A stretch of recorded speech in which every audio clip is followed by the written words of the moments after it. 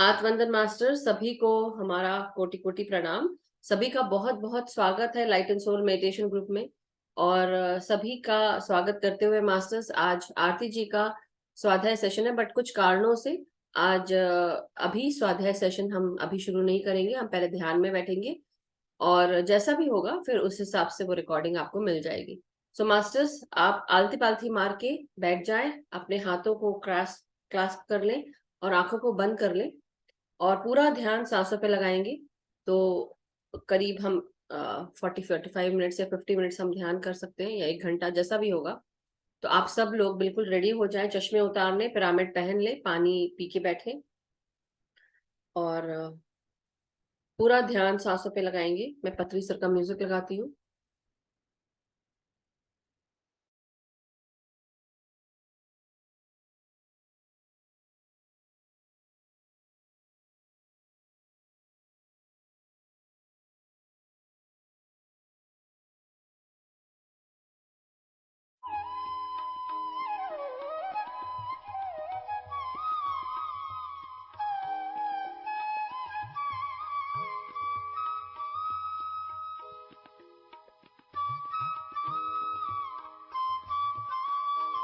पूर्णिमा का आज दूसरा दिन है और पूर्णिमा की ऊर्जाएं एनवायरनमेंट में बहुत ज्यादा होती हैं, हाईली पोटेंट एनर्जीज होती हैं जो हमें बहुत ही जल्द स्वस्थ कर देती है।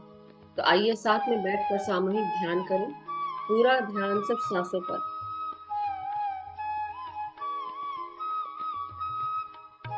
म्यूजिक की धुन को सुनते हुए पूरा ध्यान सिर्फ सांसों पे लगाएंगे, पतरी सर के म्यूजिक के साथ। आज कोई गाइडेंस नहीं है मास्टर्स, पूरा ध्यान सांसों पर।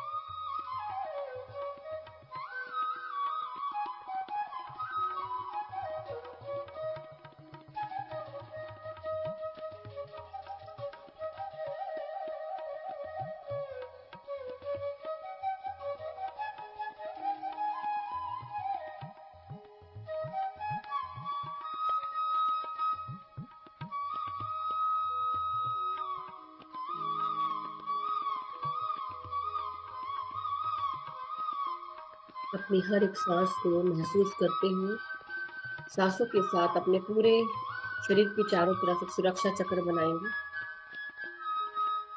सफेद प्रकाश ब्रह्मांड से आवाहन करते हुए अपने चारों तरफ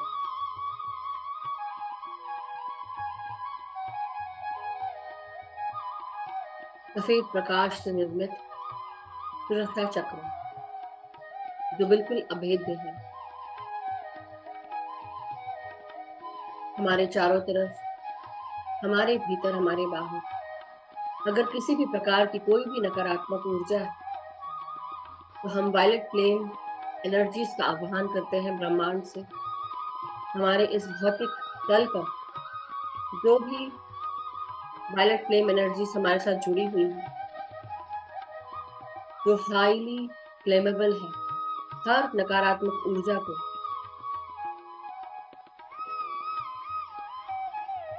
ट्रांसम्यूट कर रही है सकारात्मकता में, हम उसका आह्वान करते हैं। हमारे भीतर, हमारे बाहर, हमारे चारों तरफ, हमारे हर कमरे में, हर जगह जो भी नकारात्मक ऊर्जा है, हम सब इंटेंशन डालें कि सारी नकारात्मक ऊर्जाएं ट्रांसम्यूट हो जाए सकारात्मक ऊर्जा में।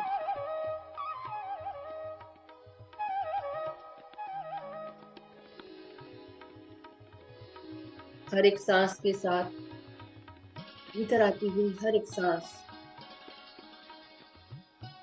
हमारे सर से लेकर पाँव तक हमें पूरी तरह रिलैक्स कर रही है।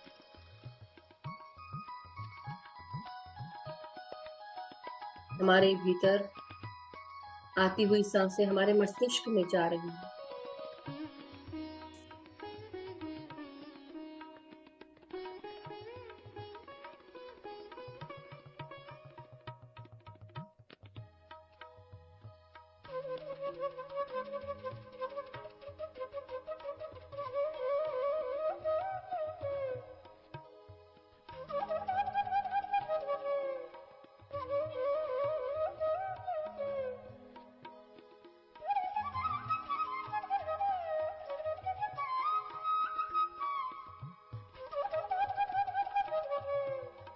हमारे pineal gland, pituitary gland, hypothalamus, हमारे सेरेबेलम में, मेडुला ऑब्लोंगेटा में, इन सब जगह में भीतर आती हुई सांसें हमें रिलैक्स कर रही हैं।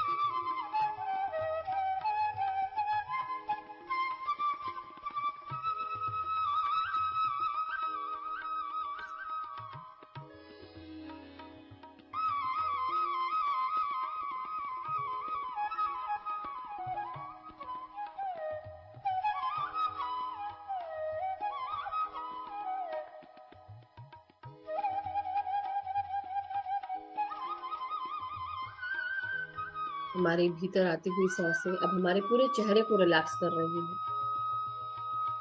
जो भी मास्टर्स अभी तक अपनी पोजीशन नहीं ले पाए हैं, कृपया करके स्टेबल हो जाए, पोजीशन ले लें, आलती पालती मार के शांति से बैठे, अपने हाथों को क्लास्प करें और आंखों को बंद करें, और कोई भी हिलेगा नहीं, आंखें नहीं खोलेगा।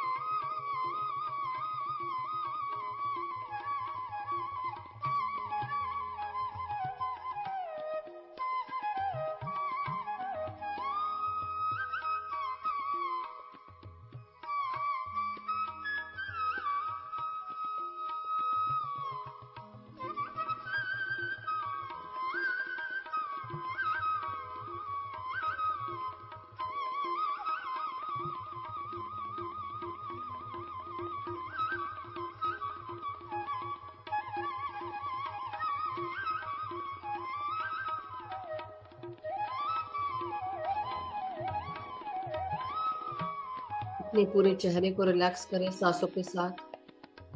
आपका चेहरा, आपकी आंखें, आपके जबड़े, आपकी आंखें।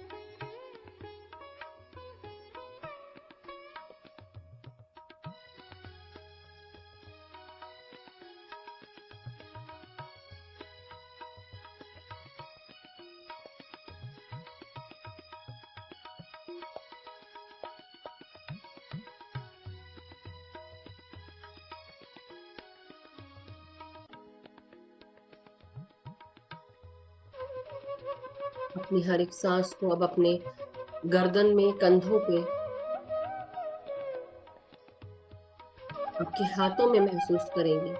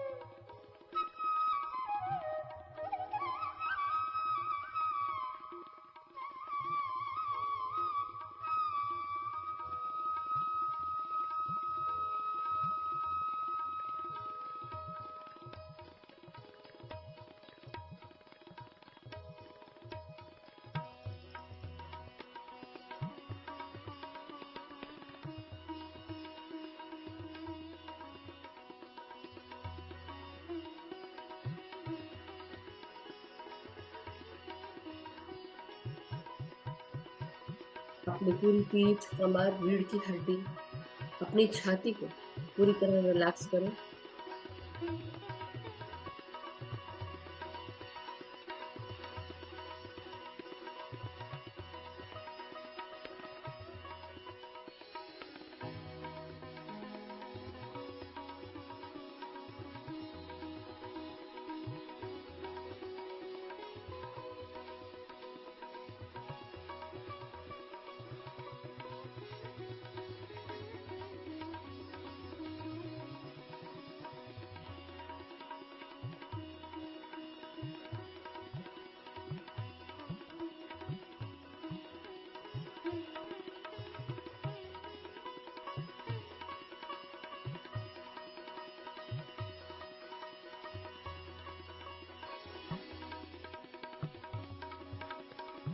अपने पूरे छाती, हृदय, फेफड़ों को सांसों के साथ जोड़कर रिलैक्स करेंगे। पेट की हर एक जगह सांसों के साथ भरिए। भीतर आती हुई सांसें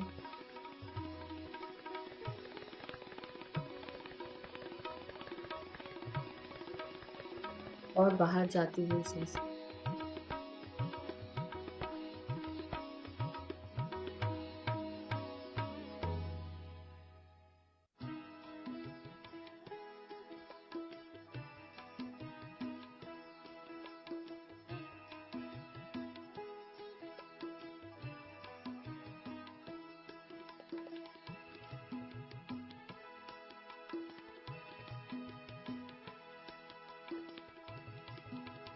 अब हम अपनी सांसों के साथ अपने पूरे कमर से नीचे के भागों को रिलैक्स करेंगे।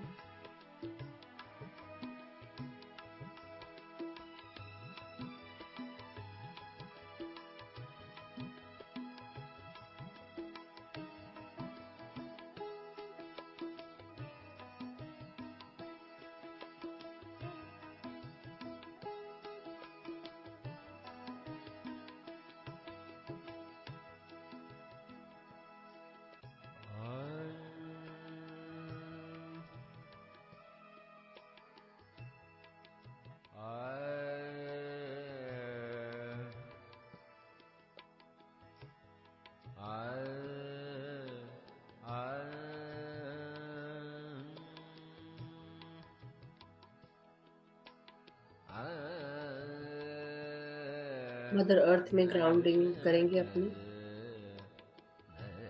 मदर अर्थ को प्रणाम करें, उनसे अनुमति लेकर उनके भीतर अपनी एनर्जीज को ग्राउंड करेंगे जड़ों के रूप में।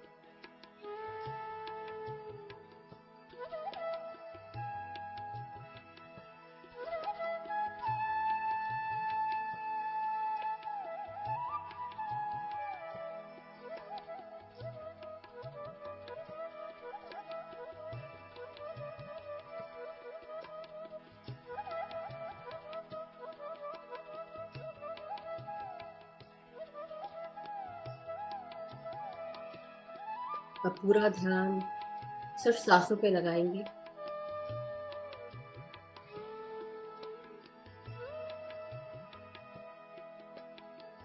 अपने पूरे शरीर को स्कैन करते हुए आरामदायक स्थिति में महसूस करते हुए पूरा ध्यान सिर्फ सांसों पर।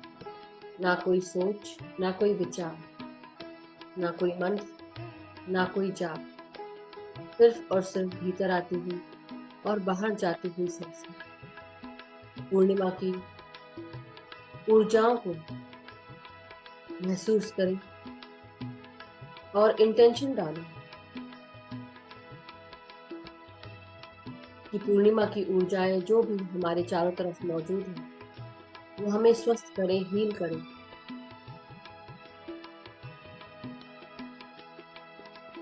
हमें शांति और सुकून प्रदान करें, ठंडक पहुंचाएं।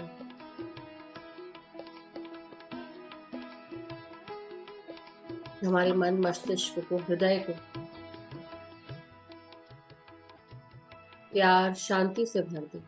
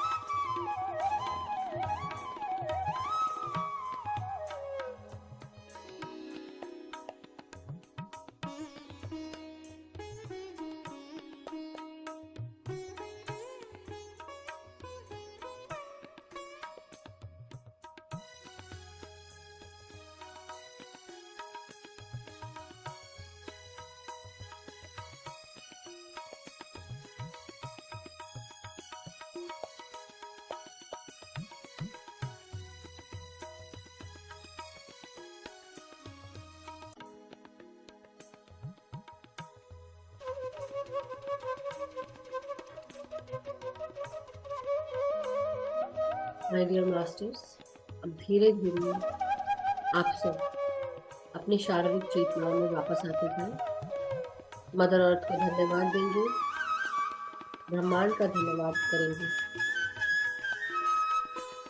पूर्णिमा की किरणों का धन्यवाद, हमारी सांसों का और कॉस्मिक ऊर्जाओं का धन्यवाद।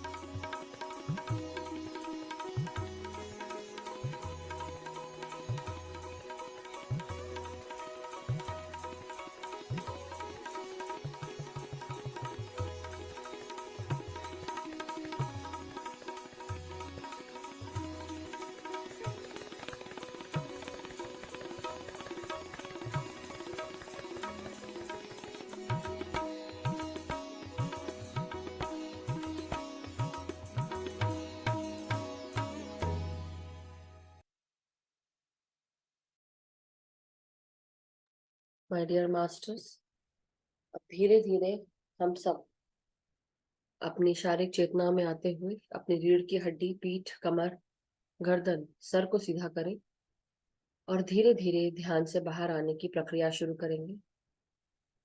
अपने हाथ और पांव की उंगलियों को महसूस करेंगे और धीरे धीरे अपने शरीर को सीधा करेंगे। हाथों को अनक्लास्प करेंगे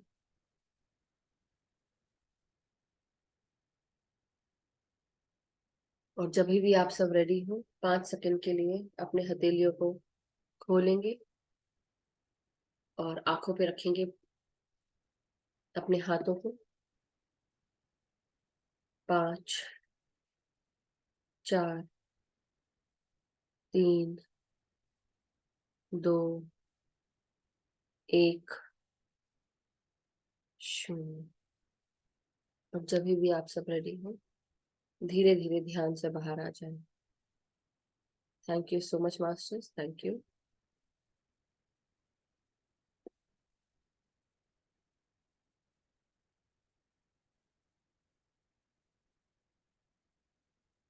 तो अपना समय लेते हुए धीरे धीरे ध्यान से बाहर आएंगे।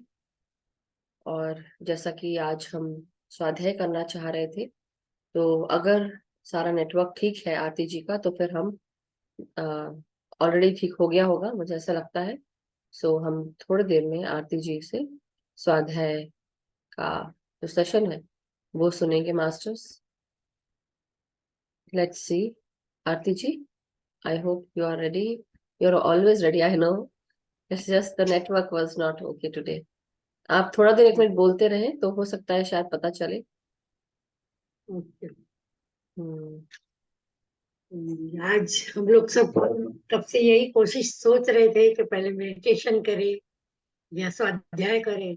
इस बीच में आज जो हमारा कोई टेक्निकल बात नहीं, जो कमी थी या उसके कारण ही शायद आज नहीं हो पाया।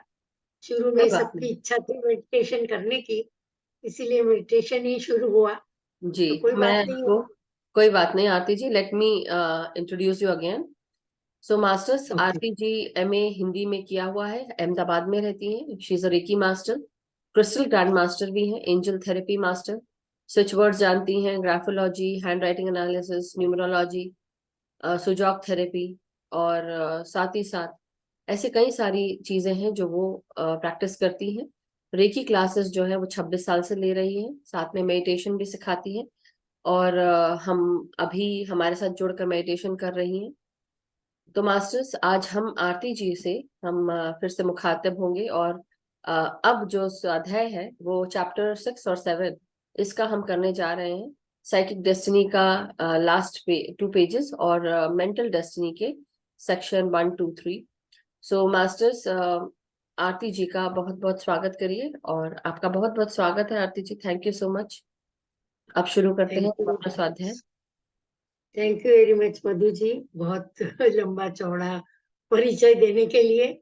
बाकी तो स्वाध्याय का मौका मधु जी ने दिया है और हमने खुद खुशी से लिया है। तो जितनी भी हो सकती है हमसे कोशिश की है आप तक पहुंचाने की। तो आज हम फिर से साइकिक डेस्टिनी और मेंटल डेस्टिनी के बारे में जानेंगे। कई पहले हमने सुन चुके हैं, साइकिक डेस्टिनी का आखिरी चैप्टर है और उसके साथ साथ नया चैप्टर मेंटल डेस्टिनी में शुरू हो रहा है। तो हम शुरू करते हैं फिर से। गुरुवर जी हमको बार बार कहते हैं कि हमें याद कीजिए, तो शायद बार बार ही हम ब्रह्मश्री को याद करते हैं। तो ब्रह्मश्री पत्री जी, महाअवतार बाबा जी, परसिवल जी, हमारी प्रिय मधु जी और सभी ध्यानी मित्रों का मैं दिलो जान से स्वागत करती हूँ और सभी को शत शत प्रणाम करती हूँ। इन सारे गुरुवर को हमारे साथ उपस्थित रहने की प्रार्थना करती हूँ, जिससे हम थिंकिंग इन डेस्टिनी किताब की कई बातों को समझ सके। फिर से आप सबका धन्यवाद और आप सबका स्वागत है। पिछले एपिसोड में हमने साइकिक डेस्टिनी के बारे में सुना है, जिसमें ट्विन सेल्फ ऑफ ह्यूमन यानी व्यक्ति के 3 पार्ट के बारे में देखा, नोअर, थिंकर और डूअर। आगे हमने 4 वर्ड देखे, light word, life word, form word and physical word. इसके बाद मानव के भौतिक वातावरण कैसे है, इसके 3 प्रकार देखे, नोएटिक यानी ध्वनिमय वातावरण, मानसिक मेंटल वातावरण और साइकिक वातावरण। ये वातावरण ट्विन सेल का वो भाग है जो मानव का भौतिक वातावरण तक पहुंचाता है। मानव का भौतिक वातावरण 4 फोल्ड फिजिकल बॉडी यानी चतुर भौतिक शरीर से निकलने वाले तत्वों से बना हुआ है, जो कुछ इंच से लेकर बड़े आकार में फैलता है। हमारे मन में ऐसी भावनाएं हैं कि हम अच्छा काम करेंगे तो हम स्वर्ग में जाएंगे, और नहीं तो पाप कम करेंगे तो हम नरक में जाएंगे। लेकिन पर्सिवल जी कहते हैं कि प्रत्येक कर्ता धर्ता के लिए स्वर्ग का अंत है, जो पृथ्वी पर ही मौजूद। सभी आदर्शों के स्वर्ग में वो जीता है, जब प्रत्येक कर्ता अपना जीवन जी नहीं लेता, हर एक काम अपनी बारीक में आराम की स्थिति में करता है, फिर मानव शरीर इसकी उपस्थिति में फिट बैठने लगता है। अय्या द्वारा, हमने पिछली बार अय्या भी समझा था, अय्या द्वारा सक्रिय बीज रूप तैयार होता है, जो भविष्य में माता पिता के सांस रूप द्वारा एरी फ्लूइड और सॉलिड पार्ट में डेवलप होता है। नाल के विकास के साथ फीलिंग और डिजायर स्वयं ही आने लगती है। वही मूर्खताएं, वही इच्छाएं जिनके साथ डूअर जो है वो जकड़ा रहता है, नर्क में लाने से, ढीला होने से, जिससे वो अपने सांस रूप से अलग हो जाता है। ये सांस रूप एक प्रतीकात्मक रिकॉर्ड रखती है, वैसे ही सूक्ष्म शरीर बनता है। इस तरह भ्रूण धीरे धीरे विकसित होता है, या यह घंटों और दिनों तक होता है, फिर बच्चा इस दुनिया में जन्म लेता है। भ्रूण का विकास माँ के भौतिक वातावरण में होता है।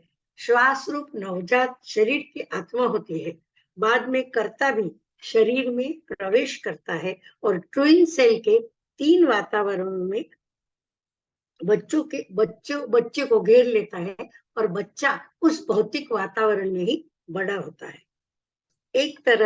इस तरह एक बच्चा इस एटमॉस्फेयर में जन्म लेता है। अब हम आएंगे मेंटल डेस्टिनी पे। मेंटल डेस्टिनी यानी क्या है? मानसिक नियति, जिसको हिंदी में हम कह सकते हैं। आज फिर एक नए टॉपिक पर हम आ गए हैं।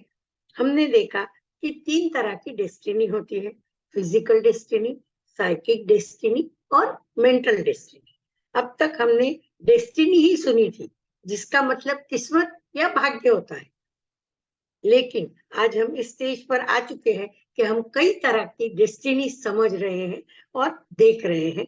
हमने देखा कि हम सब एक नहीं है, हम ट्विन सेल्स है, हम डूअर है, हम थिंकर है, और हमारे अंदर नोअर भी है।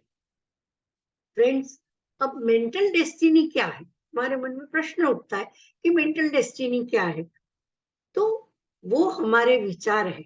जो कुछ भी हम सोचते हैं, उसी से हमारी मेंटल डेस्टिनी बनती है। मेंटल डेस्टिनी से हम क्या सोचते हैं, जीवन के प्रति हमारा नजरिया क्या है, ये सब हम इस एपिसोड में जानेंगे। हमारी सोच बहुत ही सूक्ष्म चीज है, लेकिन वो बहुत ज्यादा पावरफुल है, जो दिखाई तो नहीं देती। सोच, हम कहते हैं हम ये सोच रहे हैं, तो हम आंखों से तो सोच को देख नहीं सकते, लेकिन उस सोच से ही आप देखेंगे कि एटम बॉम्ब जैसी बड़ी चीज भी इससे बनी थी, कि जो एक बॉम्ब डालने से सब कुछ तहस नहस हो जाता है। तो इस तरह से छोटी सी सोच से कितनी बड़ी बड़ी चीजें भी बनती हैं। छोटी सी सोच से नए नए एक्सपेरिमेंट भी होते हैं। आज आज तो हमने देखा कि अभी कुछ दिनों पहले ही हमने फिर से एक चांद के ऊपर हमारा हम पहुंचने की कोशिश कर रहे हैं। तो फिर से नया एक एक्सपेरिमेंट हुआ है, इसरो वालों ने किया है। तो इस तरह से कितनी ही नई खोज इन सोच विचारों से तो बनती है। इन प्रैक्टिकल, इसको प्रैक्टिकल में लाने से होती है। सोच तो दिमाग में आती है, उसके बाद उसके ऊपर अगर कोई भी उपचार किया जाए तो नई चीज डेवलप होती है। हमारे पत्री जी की भी तो सोच ही थी कि बहुत से पिरामिड बने, हम पिरामिड जगत बनाए, शाकाहार जगत बनाए। देखिए उनकी ये सोच आज मैनिफेस्ट हो रही है और हम सभी पिरामिड धारक बन गए हैं। सभी पिरामिड पहन के हम लोग मेडिटेशन भी करते हैं और सभी लोग पिरामिड का इस्तेमाल करने लगे हैं। तो उन्होंने कितनी लंबी सोची थी, जो इतने पहले, इतने वर्षों पहले सोची, और आज देखिए कि कई कई लोग जो है इस पिरामिड को पहन के ध्यान करते हैं, उसके उपयोग के बारे में जानने लगे हैं। तो आइए मेंटल डेस्टिनी के बारे में जानेंगे। सबसे पहले सोचते हैं कि विचार में इतनी पावर आई कहाँ से। अब हमारी स्वरचना समझते हैं कि हमारी एक फिजिकल बॉडी है, वह एक फिजिकल एटमॉस्फेयर है। वैसे ही मेंटल बॉडी है, मेंटल बॉडी के सराउंडिंग चारों ओर मेंटल एटमॉस्फेयर है, जो आप सोचते हैं, जिस पर आपका बार बार ध्यान जाता है। आपका सोचने का ढंग कैसा है, पूरा का पूरा आपका मेंटल एटमॉस्फेयर, मानसिक वातावरण एक जानने वाला बन जाता है। हम अकेले नहीं हैं। आपको पता है हम ट्विन सेल्फ्स हैं। हमारे अंदर एक जानने वाला नोअर है, सोचने वाला थिंकर है और करने वाला डूअर है। उसी तरह से हम हमारे 3 एटमॉस्फेयर है, नोएटिक एटमॉस्फेयर, मेंटल एटमॉस्फेयर और साइकिक एटमॉस्फेयर। अब हमारे हर काम, नई बात आज हम जानेंगे कि हम हमारे हर काम में लाइट ऑफ इंटेलिजेंस आता है, जो बुद्धि का प्रकाश जिसको हम कह सकते हैं। हम जो भी सोचते हैं और समझते हैं वो हम कर नहीं पाते।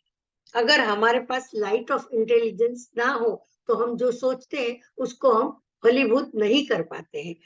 ये काम हम लाइट ऑफ इंटेलिजेंस से ही करते हैं। और ये लाइट ऑफ इंटेलिजेंस आता कहाँ से? तो हमको ये लोन मिलता है, लोन के द्वारा ये हमारे पास आता है। ये आपको आगे समझाऊंगी कि ये लाइट आपको हर तरह का नॉलेज देती है। लाइट ऑफ इंटेलिजेंस से हमें ज्ञान मिलता है। हमारे पास जो लाइट ऑफ इंटेलिजेंस है, जिससे हमें काम कैसे करना है उसका ज्ञान होता है। इसे पाने के लिए देवता भी तरस जाते हैं, लेकिन हमें ये इंटेलिजेंस मिल जाता है, जिसके कारण हम बहुत सी चीजें कर पाते हैं।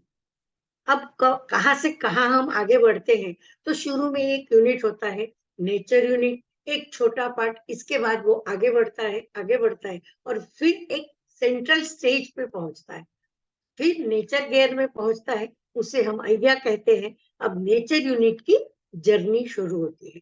अय्या के बाद आता है ट्विन सेल्फ, जो कि हमें मालूम है ट्विन ट्विन सेल्स के ऊपर ऊपर और जाएंगे तो इंटेलिजेंस आता है, और इंटेलिजेंस के और ऊपर जाएंगे तो सुप्रीम इंटेलिजेंस आता है। इस तरह से ये क्रम आगे बढ़ता जाता है। इंटेलिजेंस जो है वो हाईएस्ट चीज है, सबसे ऊपर की चीज है, जो उसका एक अपना यूनिट बन जाता है। इतना पावरफुल ये इंटेलिजेंस है। जैसे कोई बच्चा है कि 1 साल का है, 2 साल का है, 5 साल का है, कुछ उम्र होने तक उसकी हाइट बढ़ती है, उसके बाद वो खत्म हो जाती है।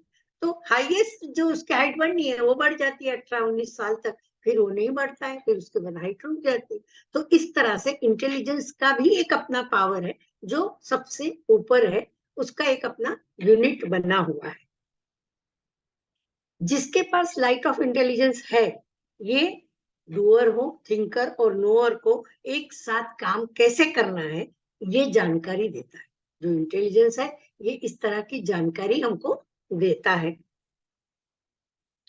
आप जिंदा है और किसी कारण से आपके पास लाइट ऑफ इंटेलिजेंस नहीं है, तो आपका जीवन जानवरों जैसा हो जाता है। यही हमें सोचने और समझने की शक्ति देता है। ये लाइट ऑफ इंटेलिजेंस को 3 परत से गुजरना पड़ता है। जब ऊपर से नीचे आता है तो इसको 3 परतों से गुजरना पड़ता है।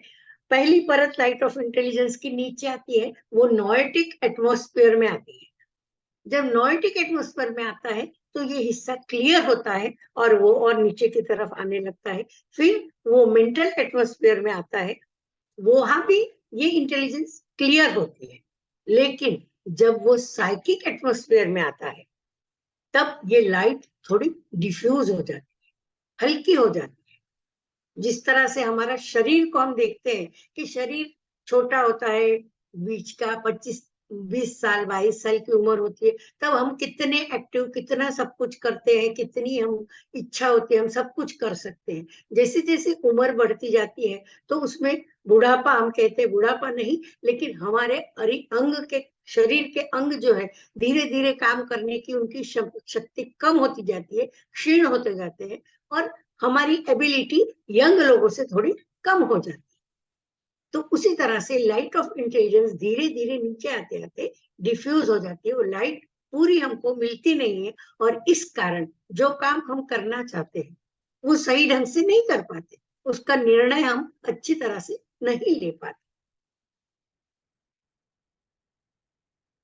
अब उन्होंने जो थिंकिंग है वो दो तरह की बताई। हम जो सोचते हैं वो किस तरह से सोचते हैं, तो एक है एक्टिव थिंकिंग, जिसको हम रियल थिंकिंग भी कहेंगे, और दूसरा है पैसिव थिंकिंग, जिसको ह्यूमन थिंकिंग भी बोल सकते हैं। जब हम सोचते हैं तो दो तरह से सोचते हैं। हमें कुछ जानना है, अगर हमको कोई चीज नहीं मिलती है या कुछ चीज हमको देखनी है, कोई भी चीज हमको ढूंढनी हो, तो सबसे पहले आजकल हमारे पास हर चीज की दवाई एक ही है, गूगल। तो हम फट से गूगल खोलते हैं, गूगल में ढूंढते हैं, सब चीजें देखते हैं, उससे हम पता करना चाहते हैं कि ये क्या है, कोई बीमारी आई तो क्या है, कुछ हुआ तो क्या है। हम गूगल को, कई बार गूगल से कुछ चीजों के आंसर सही नहीं भी मिलते हैं, कुछ चीजें जो है पूरी पूरी जो होती है उसकी जानकारी कई बार हमको नहीं पता चलती, फिर भी हम उस पर विश्वास करते हैं, गूगल पे ढूंढते, या फिर किताबें पढ़ते, किताबों के पन्नों में देखते कि भाई क्या है, इसका मतलब क्या है, तो किताबें ढूंढते हैं, हमको कुछ जानकारी मिलती भी है उससे। लेकिन ये लाइट ऑफ इंटेलिजेंस ऐसा है जो हमको पूरा ज्ञान देता है। Knowledge of everything is in entire universe, क्योंकि ये नॉलेज कहाँ से आ रही है, यूनिवर्स से आ रही है। आज परसिवल जी भी हमको इतनी सारी चीजें जो डेथ के बाद की अवस्थाएं हैं, हमको कहाँ से पता चलेंगी, भाई उनकी डेथ होने से पहले उनको ये सब चीज कैसे पता चल गई, और उन्होंने लिखी कैसे। हमको दिमाग में आता है ना कि ये सारी चीजें तो मरने के बाद क्या होता है हमें तो पता ही नहीं है, तो हमें कैसे पता चलेगा, उन्होंने भी तो लिखी है। तो हो सकता है इस तरह से ही कोई नॉलेज उनके पास आया हो, कोई इंटेलिजेंस आया हो, और जिसके द्वारा उनको ये सारी बातें पता चली जो आज हम तक पहुंच रही है, ऐसा मैं सोचती हूँ। तो हमारे पास सब कुछ है, हमें लाइट ऑफ इंटेलिजेंस की बीम को होल्ड करना पड़ेगा। मतलब जैसे कई बार धुंधला प्रकाश होता है, तो हम, मोमबत्ती होती तो हमको उसके लाइट में नहीं चलता, हमको बड़ी लाइट चाहिए, तो हम टॉर्च लेके कोई चीज ढूंढते हैं, अच्छी तरह से देखना हो तो हम टॉर्च लेके उसको ढूंढते हैं, उसको क्लियर करने की कोशिश करते हैं, या उस चीज को हमें साफ दिखाई दे उसके लिए अलग अलग लाइट के प्रयोजन हम करते हैं।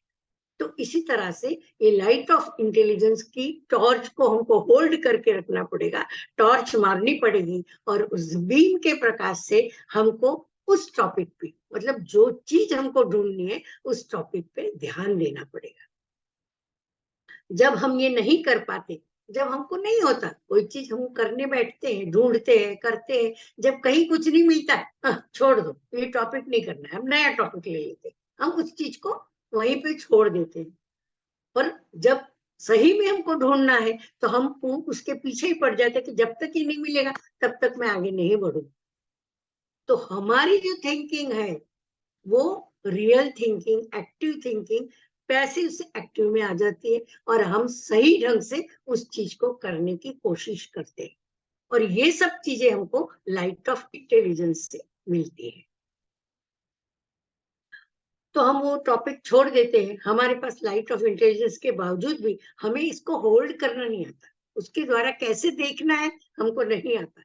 टॉर्च जलबुझ करे, अगर टॉर्च है आपके पास, आप ढूंढ भी रहे हैं कोई चीज, और उसकी रोशनी घड़ी घड़ी, जैसे अभी हम लोग स्वाध्याय करने बैठे और बार बार ये कट हो रहा था, बार बार ये जा रहा था, तो हम स्वाध्याय नहीं कर पाए ना, इलेक्ट्रिसिटी की जो कनेक्शन है वो सही नहीं था, तो हम नहीं कर पाए, तो हमने वो छोड़ दिया और हम मेडिटेशन पे आ गए। ठीक है ना। तो हमको जहां पे भी चीज नहीं मिलती है, नहीं होती है, हम उसको छोड़ के दूसरी चीज करने लगते हैं। तो ये चीज अगर हमको करनी है तो हमको उसको पकड़ के बैठना पड़ेगा, होल्ड करना पड़ेगा। तो और जलबुझ करे, क्लियर नहीं दिखे, कुछ दिख तो कई बार क्या होता है कि हमको कुछ दिखता है, कुछ सुनाई देता है, या कभी कभी सोने में भी कोई चीज दिखती है, लेकिन हम उसकी तरफ ध्यान नहीं देते। हाँ ठीक है, हुआ होगा, चलो चला, हो गया, दूसरा दिन हुआ, वो चीज हम भूल गए। तो अगर हम इस पैसिव थिंकिंग पे ध्यान दें और फोकस करें तो ये हमारी एक्टिव थिंकिंग शुरू हो जाती है। और एक्टिव थिंकिंग से लाइट ऑफ इंटेलिजेंस के थ्रू ज्ञान का प्रकाश हम पर आता है। यानी ध्यान देके अगर हम कोई चीज करना चाहते हैं तो ऑटोमेटिकली लाइट ऑफ इंटेलिजेंस के द्वारा हमको ज्ञान मिलता रहता है और हम आगे बढ़ते हैं। इस तरह लाइट को होल्ड करने की कोशिश करते हैं और उस पर कंसंट्रेट करें तो वो चीज मैनिफेस्ट होना भी शुरू हो जाती है। एक टॉपिक पर कुछ मिनट के लिए सोचिए। अगर कोई टॉपिक आपको चाहिए, उसको कुछ मिनट तक आप सोचिए, तो हो सकता है कि सोचते सोचते सोचते सोचते आपको इतने अच्छे विचार आ जाएंगे कि आप जो प्राप्त करना चाहते हैं वो अपने आप मिल जाएगा। तो ये नेचर से आपको लाइट ऑफ इंटेलिजेंस मिलता है, जिसका प्रकाश आपके दिमाग पर पड़ता है और उस लाइट से आपको जो बात करनी है आप सही ढंग से कर पाते हो। लाइट ऑफ इंटेलिजेंस एक अनमोल तोहफा है जो हमको कुदरत से मिला है। आगे देखिए कि हमारी सारी की सारी सृष्टि, अगर आप देखेंगे तो सारी की सारी सृष्टि हमारे ही लाइट ऑफ इंटेलिजेंस से चलती है। डूअर के लाइट ऑफ इंटेलिजेंस से कैसे चलती है? क्योंकि डूअर की लाइट ऑफ इंटेलिजेंस जो है वो बाहर जाती है, नेचर में जाती है। अब जैसे कि हम बता रहे हैं कि आपने कोई फूल देखा, किसी फूल पे नजर डाली, आपको खुशी हुई, आपको बहुत अच्छा लगा फूल। बाद में फूलों को आपने छुआ तो आपका स्पर्श भी उसको अच्छा लगा और आपको भी अच्छा लगा। कोई जानवर है, जैसे कुत्ते सब लोग पालते हैं या बिल्ली पालते हैं या कोई भी जानवर हो, उसको पालते हैं, उसको आप प्यार से छूते हो, उसको कितना अच्छा लगता है, वो आपके पास आके बैठ जाता है और बार बार आपको इशारा करता है कि आप उसको हाथ घुमाते रहे। तो ये प्यार का स्पर्श जानवर को भी अच्छा लगता है। तब हमारी लाइट ऑफ इंटेलिजेंस, जब हम नेचर के साथ रहते हैं, जैसे पेड़ों को छूते हैं या जानवरों को छूते हैं, नेचर के साथ रहते हैं, तो हमारे अंदर जो लाइट ऑफ इंटेलिजेंस है वो नेचर में चली जाती है, नेचर को भी मिलती है। तो इसका एक उदाहरण देखें तो फूलों को कब खिलना है, फूलों को कब मुरझाना है, हमें तो समझ में नहीं आता ना कि भाई सुबह उग रहा है, शाम को मुरझा रहा है। फल, फूलों पेड़ों पे फल आ गए, फूल आ गए हैं, कुछ दिनों बाद फल आ रहे हैं, फल आने के बाद भी कुछ दिनों बाद वो फल सड़ जाता है या गल जाता है और नीचे गिर जाता है। ये सारी प्रकृति की चीजें कैसे अपने आप होती है? तो ये परसिवल जी ये कहना चाह रहे हैं कि हमारे में ही ये लाइट ऑफ इंटेलिजेंस है जो हमारे एक्सक्रिएशन से ही नेचर में जाती है। मतलब एक व्यक्ति के पास जो लाइट ऑफ इंटेलिजेंस है वो नेचर में भी वो जा सकती है, अब से ही उनमें जाती है। तो हमारी लाइट ऑफ इंटेलिजेंस नेचर में गई और हमारे शरीर के एक्सक्रिएशन से ही ये चीज होती है। देखिए हम अपने आप को एक सामान्य मानव समझ रहे थे, लेकिन परसिवल जी ने हमारे जीवन का नजरिया ही बदल डाला। हमारे ही लाइट ऑफ इंटेलिजेंस से ये सब कुछ हो रहा है। हमारे लाइट ऑफ इंटेलिजेंस कितनी महत्वपूर्ण है ये बात उन्होंने समझाई। अब इसे यूज कैसे करना है? तो इसे स्टेडीली होल्ड करना। लाइट ऑफ इंटेलिजेंस क्या है? हमको तो कुछ दिखता नहीं है, क्या है, कहाँ से आ रहा है नॉलेज, क्या है, हमें तो कुछ दिखाई नहीं दे रहा। तो इसको होल्ड कैसा करना है? उसको होल्ड करने के लिए रियल थिंकिंग हमको करनी चाहिए। तो वो कैसे पता चले कि रियल थिंकिंग करनी है? तो रियल थिंकिंग माने क्या? कोई भी एक चीज पे जब आप ध्यान लगा के सोचते हो और उस सोचने में इतने व्यस्त हो जाते हो, इतने मग्न हो जाते हो कि आपका कभी आपको कोई शरीर में दर्द हो, पेट दुख रहा है, पैर दुख रहा है, कुछ है, हम लोग को कितनी भी तकलीफ हो, हम जैसे मेडिटेशन में बैठते, म्यूजिक लगती है, हमारी आंखें बंद हो जाती, हमको कोई चीज पता ही नहीं चलती, खो जाते हैं ना हम, खो जाते हैं, सो जाते हैं, मग्न हो जाते हैं, जो भी होता है, लेकिन होता है। उसी तरह से जब आप रियल थिंकिंग करते हो तो भी आपकी सांस रुक भी सकती है, शरीर का दर्द भी महसूस नहीं करता, और आपको पता ही नहीं चलता कि आप कहाँ पे हैं। तो ये रियल थिंकिंग से हम कोसों दूर है, वो करें तो हम ये सब चीजें पा सकते हैं। ये पॉसिबिलिटी है कि हमारे दिमाग में 24 घंटे जो चीज चलती रहती है उसे स्टॉप करके एक्टिव अपना फोकस एक चीज पर अगर हम डालेंगे, तो लाइट को होल्ड करने की कोशिश करेंगे, तो अपने आप उस चीज को हम प्राप्त कर पाए। कभी आपका मेंटल एटमोस्फेयर जो है अच्छा तो है, कभी मेंटल एटमोस्फेयर आपका गंदा भी हो सकता है। गंदा कैसे होता है? वो हम खुद ही करते हैं, जब हम झूठ बोलते हैं या किसी को धोखा देते हैं, तब ये मेंटल एटमोस्फेयर धुंधला या स्मोकी हो जाता है। और इसे क्लियर कैसे करें? अगर ये एटमोस्फेयर हमने ही गंदा किया है, गलत बोल के, गलत काम करके, और वो हमारे आजू बाजू का वातावरण खराब है, तो इस वातावरण को अच्छा करने के लिए क्या करते हैं? तो पर्सिवल जी, अब आप देखिए, फिर घूम फिर के पर्सिवल जी थिंकिंग पे आ गए। बराबर है, क्योंकि बुक का नाम ही ये है और पूरे किताब का सार भी वही है। तो वो फिर से ये कहते हैं कि हमारी सोच द्वारा ही, हम अपने विचारों द्वारा ही यहाँ से इस गंदे एटमोस्फेयर से अच्छे में आ सकते हैं। झूठ बोलकर, किसी को धोखा देकर, गलत आदतों द्वारा हमारा मेंटल एटमोस्फेयर स्मोकी हो जाता है, धुंधला हो जाता है।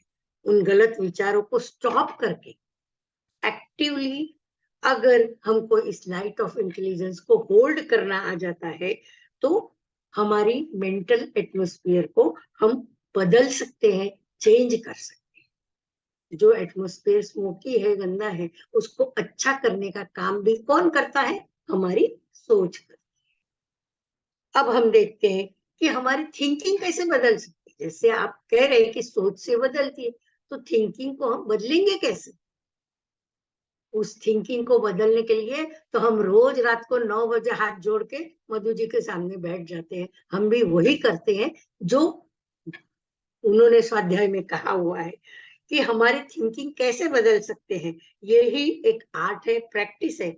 जैसे जैसे आप पॉजिटिव लोगों के साथ बैठोगे, यहाँ बैठे हुए सभी लोग पॉजिटिव थिंकिंग वाले हैं। उस अच्छे एनवायरनमेंट में हम सब बैठते हैं, सबके विचार पॉजिटिव है, कोई किसी के बारे में गलत नहीं सोचता है। तो हमको गलत नहीं सोचना है, पॉजिटिव लोगों के साथ उठना बैठना है, सज्जन सांगत्य भी करना है, वो भी हम करते हैं। प्रश्नोत्तर पूछते हैं, बोलते हैं। लोग, किसी की कोई तकलीफ है तो जिसको जो पता है वो इलाज वो बता देते हैं। हम क्या कर रहे हैं? एक दूसरों को मदद कर रहे हैं, एक दूसरों के साथ अच्छी अच्छी बातें शेयर कर रहे हैं। तो सज्जन सांगत्य करेंगे, जो हम रोज कर ही रहे हैं, तो हमारी सोच इन सारे कारणों से बदल सकती है। ये हमने आज जाना, लेकिन हम ये चीज कर ही रहे हैं। हमारी सोच बदल सकती है, थिंकिंग चेंज हो सकती है। अगर आपकी थिंकिंग चेंज होगी तो आपकी डेस्टिनी भी अपने आप ही बदल जाएगी। ये इस थिंकिंग का मैजिक है। तो इस मेंटल डेस्टिनी के बारे में जो बताना था वो मैंने बताया। अभी मैंने शॉर्ट में दो दो जो पेजेस का था, थोड़ा सा शॉर्ट में मैंने उसका जिस्ट निकाल के लिखा है, वो आपको मैं बता देती हूँ कि all destiny begins with thinking. विचार ही सर्व मात्रा में मेंटल डेस्टिनी कहा जाता है। डेस्टिनी थिंकर नोअर के लिए नहीं होती, सिर्फ डूअर के लिए होती है। एक ह्यूमन के 3 माइंड है, डिजायर माइंड, फीलिंग माइंड और बॉडी माइंड। जन्म लेते ही डूअर डूअर पार्ट एक्टिव रहता है, और डूअर जो चाहता है वो ही करता है।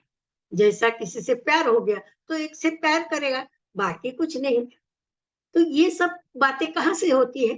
फीलिंग के द्वारा होती है। जब जीसस, बुद्ध या कृष्ण ये सब भी थे, लेकिन ये सब लोग सबसे प्यार करते थे, इसीलिए वो हमसे अलग है, हमसे अलग हुए और देवता कहलाए। जब थिंकर और डूअर और नोअर तीनों एक साथ मिलके काम करेंगे, तब इन सब से हमें छुटकारा मिल जाएगा। तो पहले भी मैंने बताया कि थिंकिंग के दो पार्ट है, real thinking and passive thinking, active thinking and passive thinking. जब हम रियल थिंकिंग करते हैं तो एक विषय पर गहनता से सोचते हैं तो अधिक नॉलेज मिलता है।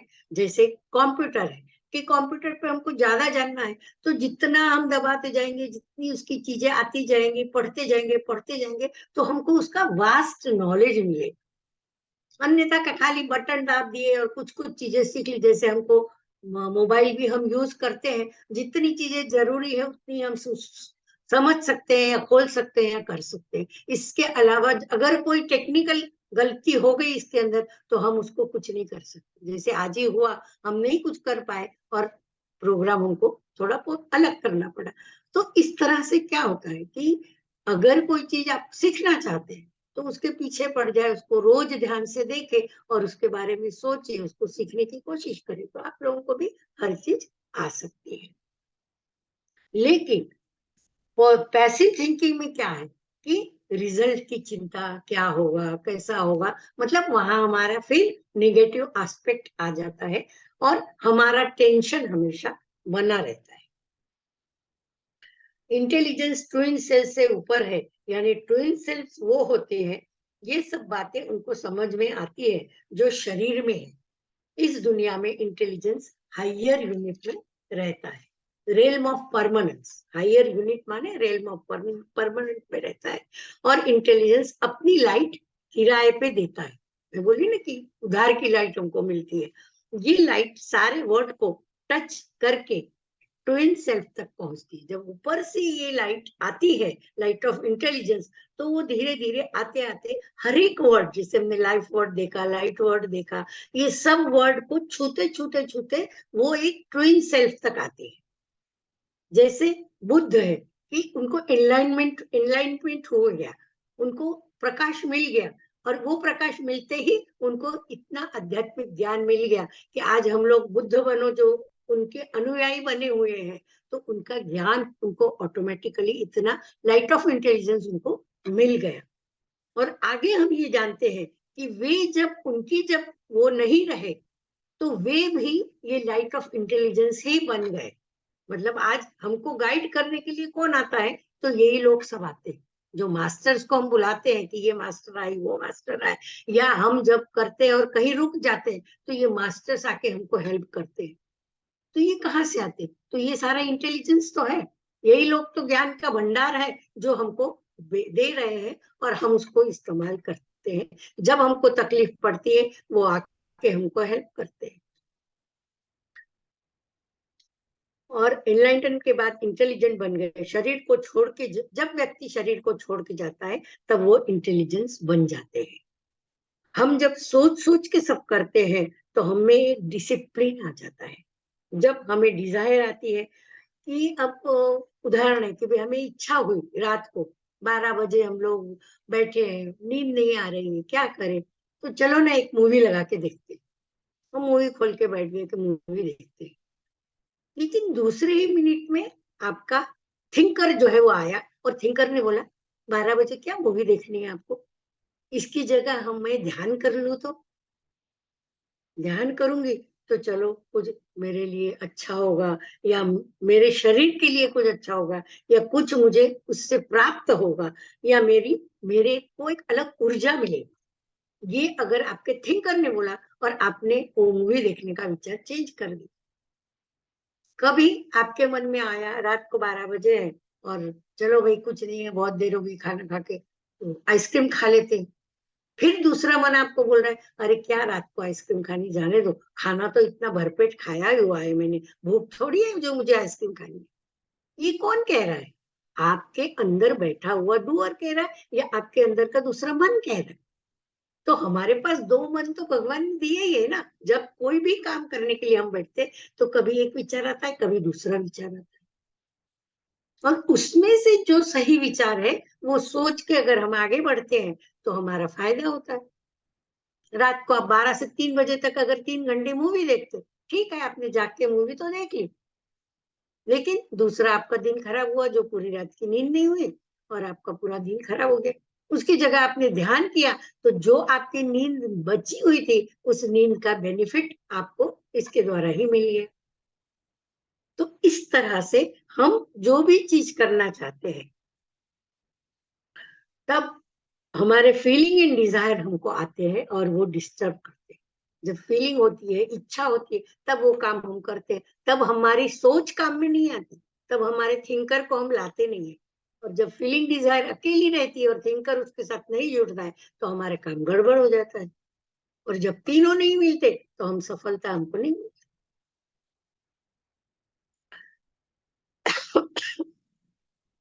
और जब थिंकर को हम बुलाते हैं, मतलब सोचते हैं, तो डिजायर माइंड पर कंट्रोल आ जाता है। ये करे या ना करे, हमारा मन सही सोचता है और हम उसके हिसाब से काम करते हैं। सोच सोच कर हम सिचुएशन के मुताबिक काम करते हैं, तो शरीर में रहकर हम कंप्लीट ट्विन सेल्स बन जाएंगे। ज्यादा ध्यान करते वक्त अवेयरनेस हमारा बढ़ जाएगा और कंप्लीट ट्विन सेल्स हम बन जाएंगे। हमारा सोल एडवांस बन जाएगा। कैरेक्टर और डिजायर माइंड में एक डिसिप्लिन आ जाएगी, एक टाइम आपको मैनेजमेंट आ जाएगा उसका। तो ये था, ये जितना भी पेजेस है उसका शॉर्ट जिस्ट था। पहले तो मैंने डिटेल समझाया, फिर थोड़ा शॉर्ट में आपको बताया। तो आशा करती हूँ मेरा इस विषय को समझाने का छोटा सा प्रयोग आप सबकी समझ में आया होगा। फिर से एक बार ज्ञान की दाता परसिवल जी, पितामह पत्री जी और प्यारी मुस्कान वाली मधु जी को शत शत प्रणाम। सभी ध्यानियों को दिल से धन्यवाद और नमस्कार। Thank you very much. नमस्कार आरती जी। स्वाध्याय बहुत अच्छा था। मैं आप सबको इन्फॉर्म करना चाहती हूँ कि अचानक से मधु जी को कहीं जाना पड़ा, तो इसलिए सेशन मैं टेक ओवर कर रही हूँ। सो मास्टर्स, मेरी आप सबसे रिक्वेस्ट है कि आप सबका कोई भी क्वेश्चन है तो आप प्लीज अपने, यस सुनीता जी, मैं आपको ऐड कर रही हूँ। साथ ही साथ मास्टर्स, आप सब भी जिसको जो भी क्वेश्चंस है प्लीज आप अपने हैंड रेज कर लें। सुनीता जी, आप अपने आप को अनम्यूट कीजिए प्लीज।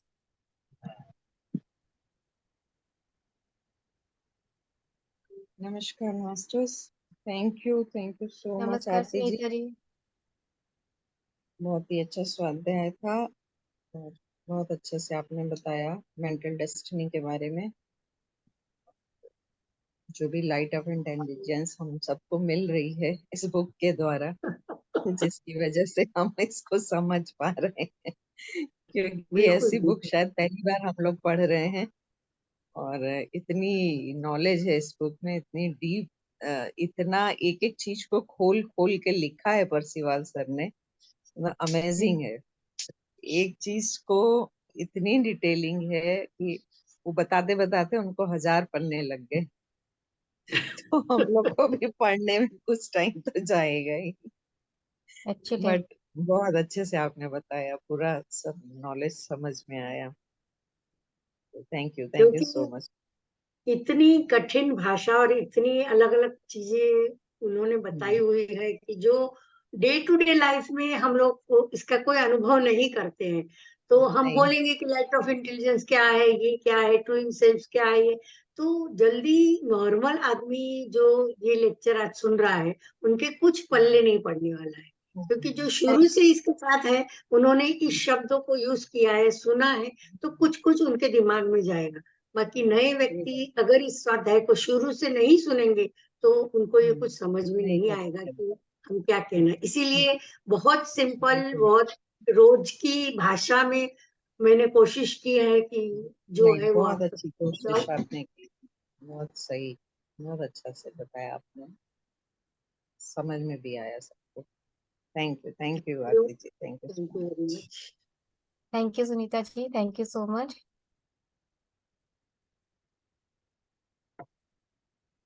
नीलम जी। प्लीज आप अपने आप को अनम्यूट कीजिए और अपना क्वेश्चन पूछिए। नमस्कार मैम, आवाज नहीं आ रही? आ आ रही आ आ रही। रही है, आ रही नमस्ते। है। आ रही है? जी आ जी रही आ है। रही है। आरती मैम, हाँ नमस्कार नमस्ते। आरती मैम। नमस्ते नमस्ते। हाँ जी मैम, आज मुझे दिखाई दिया, पहले तो मुझे सुनाई दिया कि मधु मैम ऐसे कह रहे हैं कि अपनी ऊर्जा को अपने पास रखो, उसको वेस्ट मत करो। तो मुझे क्या दिखाई देता है कि एक लाइन में गमले, प्लांट्स के गमले पड़े हैं हाँ और एक बाल्टी है साथ में पड़ी हुई, और बाल्टी के अंदर कोई व्हाइट चीज है। मैं मग्गे के साथ उसमें डाल रही हूँ और मैं कह रही हूँ कि नहीं, मैं वेस्ट नहीं कर रही, मैं अपनी ऊर्जा इनमें डाल रही हूँ। थोड़ी देर में मुझे दिखाई देता है कि मैं सुनाई देता है मधु मैम बोल रहे हैं मदर अर्थ के साथ जुड़ो। बराबर है। तो बात, हाँ जी, फिर बाद में पत्री जी मुझे दिखाई देते हैं कि कोई प्रोग्राम है, वहाँ पत्री जी खड़े हैं और स्टेज पर उन्होंने दीप्ति मैम को बुलाया है ओके। और उनके गले में फूलों की माला है। बराबर है, ऐसा दिखाई दिया। ये, हाँ जी, देखिए, जो चीज हाँ जी, आपने देखी है वो काफी रिलेट करती है चीजों से, हाँ क्योंकि जी, जब हम ध्यान करते हैं तो जहां तक मैं समझती हूँ कि ध्यान करते हैं तो हमारी ऊर्जा तो ऑटोमेटिकली बाहर निकलती है और बाहर की ऊर्जा हम में आती भी है। तो ये जो ऊर्जा का आपको अनुभव होता है, आना जाना, ये अनुभव जो है इसी कारण होता है कि भाई वो जा रही है। जैसे मैंने अभी लाइट ऑफ इंटेलिजेंस का ही आपको उदाहरण दिया कि भाई हमारे अंदर जो लाइट ऑफ इंटेलिजेंस है वो प्लांट्स में भी जाती है, यानी हम एक उसका माध्यम बनते हैं। तो आपको जो हाँ प्लांट जी, का दिखा शायद इससे रिलेटेड भी हो सकता है या और कोई भी कारण हो सकता है। तो जो मैं समझ सकती हूँ कि भाई ये कुछ इसके रिलेशन में आपको अग्र सूचना ये मिल गई होगी और ऐसा दिखा होगा। थैंक यू मैम, थैंक हो यू, सकता है। Thank thank you Neelam ji, thank you so much question पूछने के लिए। मास्टर्स, किसी और का भी कोई क्वेश्चन है तो प्लीज आप अपने हैंड रेज कर सकते हैं, नहीं तो फिर हम सेशन को आगे बढ़ाते हैं। एंड तब तक मैं आपसे बात कर लेती हूँ आरती जी। हाँ हाँ आपने जो बोलिए। एक बात जो बोली ना कि हमारे अंदर ही दो चीजें होती हैं कि अगर हम कुछ करने जा रहे हैं तो जैसे आपने जो एग्जांपल लिया कि हाँ, अगर मूवी देखने के लिए बोला तो हम मूवी भी देख सकते हैं, ऑन द सेम टाइम हम ध्यान भी कर सकते हैं, चॉइस हमारी होती है। तो ये बहुत ही छोटी छोटी चीज है और वाकई ये बुक तो बहुत बड़ी है, पर जो लोग सच में शुरू से समझते आ रहे हैं वो ज्यादा ही अच्छी तरीके से समझ पाएंगे और अपनी लाइफ में इम्प्लीमेंट कर पाएंगे। और ये तो बहुत ही मतलब हम सब बहुत ही सौभाग्यशाली हैं जो इसके पार्ट बने हुए हैं। So thank you so much, gratitude Aarti ji. Okay, Seema Thank- ji ने हैंड रेज किया है। सीमा जी आप प्लीज अब अपना कैमरा ऑन करें। यस, प्लीज आप अपने आप को अनम्यूट कीजिए सीमा जी।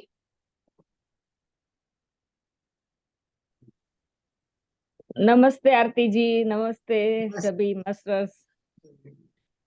मेरा क्वेश्चन ये था कि जो हम, आप रेकी मास्टर है तो मुझे एक क्वेश्चन था कि जब हम ये ब्रेसलेट पहनते हैं तो हाँ एवरीडे हमें सॉल्ट वाटर में सोक करना होता है कि? नहीं, एवरीडे करने की जरूरत नहीं है। हाँ उसको हाँ। खाली पूर्णिमा के दिन जो है नमक के पानी में, नमक में रख के रात भर आपको चांद के नीचे रख रख देना है रोशनी में। सुबह उसको निकाल के धो के आप पहन सकते हो। एवरीडे ठीक करने की जरूरत नहीं। ठीक है, ठीक है, क्योंकि मैंने सुना था कि आपको वाटर से वॉश करना होता है, नेगेटिविटी वो सोक कर लेता है। ओ या नहीं नहीं, ऐसा नहीं है। वो ऐसा है कि हम जब ब्रेसलेट ब्रेसलेट पहनते हैं हाथ के अंदर तो हमारे बॉडी की जो निगेटिव एनर्जी है वो खींचता है ना। वो एक हम्म एनर्जी हमको देता है ना। तो जब हम्म एनर्जी देता है तो उसमें निगेटिविटी जो आती है उसको हम कहाँ डालेंगे। एक्चुअली या मैं जो करती हूँ, मेरे पास जो क्रिस्टल्स मैं जो देती हूँ, मैं शक्तिपात करती हूँ उसके ऊपर दीक्षा का दे के मैं देती हूँ। तो उसके नेगेटिविटी ब्रह्मांड में विलीन हो, इस तरह के संकल्प उसमें होते हैं। लेकिन बाहर जो बाजार में जो मिलते हैं वो रॉ क्रिस्टल होते हैं या शक्तिपात किए बिना होते हैं, तो उसको आपको क्लीनिंग की भी जरूरत पड़ती है। जब नेगेटिविटी इकट्ठी होती है तो नेगेटिविटी को निकालने के लिए आपको पानी में धोना चाहिए। जब आप नमक के पानी में धो दोगे, उसको रख दोगे रात भर, दूसरे दिन आपको धो के उसको पहनना है, तो वो क्लीन हो जाता है। फिर से उसमें नई एनर्जी बननी शुरू हो। ऐसा कोई इंटेंशन डालना है, ऐसा कोई हाँ, कुछ है? इंटेंशन आप डाल सकते हो कि जो भी क्रिस्टल आपने पहना है, आपकी जो भी निगेटिविटी साइलेंट फॉर्म में निकल जाए। इस तरह से आप डाल सकते हो इंटेंशन, हाथ में लेके उसको डाल के फिर पहन लीजिए। हम्म। और एक ठीक है। और भी सुना था कि पिरामिड के बारे में, कि जो जितनी वो पॉजिटिविटी देता है इतनी ही वो नेगेटिविटी भी रिलीज करता है। ये सच है नहीं क्या? नहीं, ये गलत है। पिरामिड जो है वो इस शेप में बना हुआ है, और उसका जो बीच का सेंटर है, जैसे हमारा ऊर्जा कहाँ से आती है, सिर से आती है ना। से- हम बोलते हैं ना कॉस्मिक एनर्जी यहाँ से आती है। तो पिरामिड का जो ऊपरी हिस्सा है वहां जो है, और जो सेंटर बीच का बना हुआ है, वो पूरा पार्ट पॉजिटिव ही है। तो वो निगेटिव एनर्जी कहाँ से फैलाएगा? उसमें ऐसी कोई शक्ति नहीं कि जो नेगेटिविटी फैलाए। वो तो सिर्फ जहां रखते हैं उससे पूरे एरिया को पॉजिटिव कर देता है। तो पिरामिड का वास्तु भी मैंने किया हुआ है किसी किसी घर में। तो जब जिस जगह पे निगेटिविटी है उसको हटाने के लिए पिरामिड लगाए जाते हैं। जैसे कोई रूम की निगेटिविटी है तो उस रूम राइट डायरेक्शन में नहीं है, तो उस रूम की निगेटिविटी हटाने के लिए वहां पे पिरामिड लगाते हैं कि उस रूम की निगेटिविटी किसी को भी ना आए और वो ब्रह्मांड में विलीन हो निकल जाए। तो उससे निगेटिविटी आने के कोई चांस नहीं है। ये गलत फहमी है। और पिरामिड बेड के नीचे हम कैसे रखते हैं? जो पोजीशन में है वैसे ही वही पोजीशन में हम रखते मतलब हैं। जो ऊपर का जो टॉप हिस्सा है वो ऊपर आना चाहिए और बाकी नीचे। तो वो आपको चुभे नहीं, इस तरह से आप उसके ऊपर कोई चीज डाल के फिर उसके ऊपर सो सकते ठीक है। और बेड के नीचे रख सकते हैं ना, बेड के नीचे? हैं। हाँ, बेड के नीचे भी रख सकते thank you Aarti ji, thank you so much. हैं। Thank you Seema ji, thank you so much. Allah ji, आप अपने आप को अनम्यूट कीजिए और अपना क्वेश्चन पूछिए। मैम अल्लाह जैसे जी जी जी यस यस। मैम मैं कह रहे थे, जैसे मैं कल जैसे किया था, कल टाइम नहीं मिला, जैसे ग्रुप में मतलब बहुत सारे क्वेश्चन हो गए होंगे। तो मैम कल जैसे शिव जी आए थे, तो पता कैसे चले कि ये माया है कि सचमुच में वो आए थे? हंस रहे थे, मुस्कुरा रहे थे मेरी तरफ देख के। तो मतलब मैं तो वाहिगुरु वाहिगुरु का जैसे जाप करते ज्यादा, तो वो हाँ, आए थे, वो पहाड़ पे बैठे थे, चिट्टे रंग का पहाड़ था। अच्छा। बड़े मुस्कुरा रहे थे, कभी मुस्कुरा के देखा नहीं मैंने, टीवी में भी नहीं देखा इतना मतलब जैसा सचमुच में नीले रंग के थे, पूरे नीले थे। नहीं, अच्छी बात है शिव जी आपको दिखे, आपके भाव है। आप इतना जो है पूजा पाठ जो भी आप करते होंगे वो करते हैं, इसीलिए उनकी प्रतिमा आपको दिखी है, वो हास्य मुद्रा में आपको दिखे। तो उसमें कोई गलत चीज है नहीं। तो वो हंसते, देखो शिव जी में गुस्सा भी था और शिव जी उतने दयालु भी थे, सबको वरदान भी तुरंत दे देते थे ना। शिव जी में इतनी शक्ति थी, तो वो इसीलिए वो मुस्कुराते हैं, आपके ऊपर खुश है, इसलिए उन्होंने मुस्कुराते हुए आपको दर्शन दिए। ऐसे आप समझ लीजिए, ऐसा मतलब मेरा हल्का मानना सा, है। जी जी, हल्का सा मतलब गुस्सा हल्का सा था, मतलब वो वाले रूप दोनों देखे, पर हंसता हुआ रूप ज्यादा देखा था। और मतलब हल्का सा गुस्सा, जैसे कृपाण, त्रिशूल और भी बहुत सारे मतलब वो शस्त्र थे उनके पास, वो वाला रूप भी दिखाया था उन्होंने। और उससे थोड़े दिन पहले, जैसे 3-4 दिन पहले, और काली माता आई थी। और उसके बाद एक दिन बाद ना, वो नीले रंग के, जैसे काली माता होती है ना, वैसे नीले रंग की भी आई थी। मुझे इतना ज्ञान नहीं है ना, तो आप बताइए नहीं नहीं, देखो ज्ञान की बात ये नहीं है। जैसे भगवान कोई भी माता जी आती है या कोई भी ये आते हैं, तो हमारे मन में उनके प्रति जो भाव है कि हम किसी भी भगवान की भक्ति करते हैं तो भाव है, तो वो भाव कहाँ से प्रकट होंगे? तो कई बार उस भाव को दृश्यमान स्वरूप में वो चीज आपको दिखती है, और वो दृश्यमान स्वरूप में आपके आंख के सामने आ जाती है। जैसे हम कोई चीज बहुत देर सोचते रहते, तो कभी ऐसे लगता है कि वो आई गई चीज हमारे सामने आ गई, होता है कि नहीं ऐसा? तो आप जो है भावुक है, आप ज्यादा भक्ति भी करते हैं या आप भगवान का नाम भी ज्यादा लेते हैं, तो इसीलिए हो सकता है कि आपको ये सब स्वरूप दिखाते हैं अपना, और आपको दृश्य दिखते हैं उनके। तो अच्छा है, उनका आपके ऊपर आशीर्वाद है, वरदान है। लोग तो तरसते कि हमको कोई दिखता ही नहीं, हमको मेडिटेशन में कुछ होता ही नहीं। आपको हो रहा है तो अच्छी बात है, खुशी मनाइए, ठीक है? अच्छी बात। कोई नुकसान नहीं है लेकिन उसमें, अच्छी बात है। अच्छा, कोई भगवान तो नुकसान दर्शन नहीं। देते हैं, और कोई ना कोई प्रतीकात्मक रूप में आपको वो दिखाई देते हैं, आपके मन के हाँ, भाव के हिसाब से, ठीक है? आप मेडिटेशन में पूछ सकते हैं कि आप मुझे ऐसे क्यों दिखे, आपको जवाब उसी में मिल जाएगा। मैं पूछा था कि मतलब आप इतना क्यों हंस रहे हो, तो वो हंसी ही जा रहे थे, कुछ बोल ही नहीं रहे थे। बात नहीं हुई मेरी। नहीं, बात नहीं होगी, आपको अपने मन में ही जवाब मिल जाएगा, वो बोलेंगे थोड़ी आपसे भगवान। हाँ तो वो हाँ, आपको नहीं आपके फिर मन से ही हम्म, उसका जवाब आपको आ जाएगा। आप फिर से जब मैंने पूछिएगा। पूछा जी, हम्म, मैंने पूछा था ना जब कि आप इतना क्यों हंस रहे हो, तो उन्होंने गुस्से वाला रूप दिखा दिया। मैंने कहा नहीं नहीं, पहले वाला रूप ज्यादा था, फिर वो वही रूप में आ गए थे।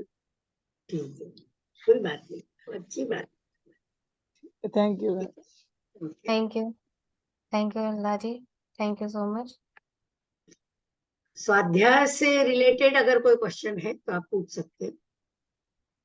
यस उसके मास्टर। बारे में कुछ जानना चाहते हैं कोई, तो बता सकती हूँ मैं। आरती जी, मुझे लग नहीं रहा है कि अभी कोई क्वेश्चन नहीं है, तो हाँ, तो हम ठीक है, आप कर देते हैं सेशन। जी बिल्कुल। सेशन को क्लोज करते हैं। हाँ, सो टाइम तो थैंक हो यू ही गया। मास्टर्स ज्वाइन करने के लिए। और आरती जी, वंस अगेन मैं आपको फिर से थैंक यू कहती हूँ, आपने बहुत बहुत प्यारा ज्ञान दिया है। और मैं मास्टर्स आप सबसे एक बार रिक्वेस्ट करूंगी कि एक बार आप यूट्यूब पे जाके दोबारा जरूर सुनिएगा, क्योंकि ये ऐसी चीज है कि फर्स्ट टाइम में उतनी क्लियर नहीं होगी जितनी आप एक दो बार और सुनेंगे उसके बाद। So thank you master, thank you Aarti ji, thank you so much. Thank you चलिए वेरी हम सेशन क्लोज मच। करते हैं। थैंक यू, बाय बाय, नमस्ते।